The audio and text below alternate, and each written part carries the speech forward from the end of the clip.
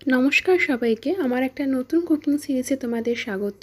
আজকে আমি চটজলদি দুটো রেসিপি দেখাবো। যখন ভাত খেতে ভালো না লাগে তখন এইভাবে তোমরা বানিয়ে দেখতে পারো, খুবই ভালো লাগে খেতে আর খুব কম সময় হয়েও যায়। তো আমি প্রথমে দেখাবো একটা হার্ব রাইস, আর একটা দেখাবো আমি সটেড সুইট কর্ন। তো আমি হাফ রাইসটার জন্য প্রথমে বাটার নিয়ে নিয়েছি প্যানের মধ্যে, তারপরে আমি রসুন কুচি দিয়ে দিয়েছি। রসুনটা ভাজা ভাজা করব না, ওটার মধ্যে একটু নাড়িয়ে নিয়ে আমি ডাইস করা পেঁয়াজ দিয়ে দেবো। পেঁয়াজটা অপশনাল, তোমরা দিতেও পারো নাও পারো। ওটা একটু নাড়িয়ে নেবো, নিয়ে ওর মধ্যে আমি দেবো গোলমরিচ গুঁড়ো, আর তারপর দেবো আমি অরিগ্যানোটা কিন্তু মাস্ট এখানে লাগবেই, এটার জন্য সাদার গন্ধটা আসে। তার মধ্যে আমি দিয়ে দেবো গোলমরিচ গুঁড়ো, দিয়েছি আগে, এখন দিয়ে দেবো আমি চিলি ফ্লেক্স। একটু নাড়িয়ে নিয়ে আমি ধনেপাতা কুচি দিয়ে দেবো। ধনেপাতাটা একটু নাড়িয়ে নেবো, সতে করে নেবো হালকা করে। তারপরে আমি বয়েলড রাইস দিয়ে দেবো। স্বাদ মতো নুন দিয়েছি আমি, তুমি তোমাদের স্বাদ মতো দিও। আর আমি বাকি ধনেপাতা কুচিটা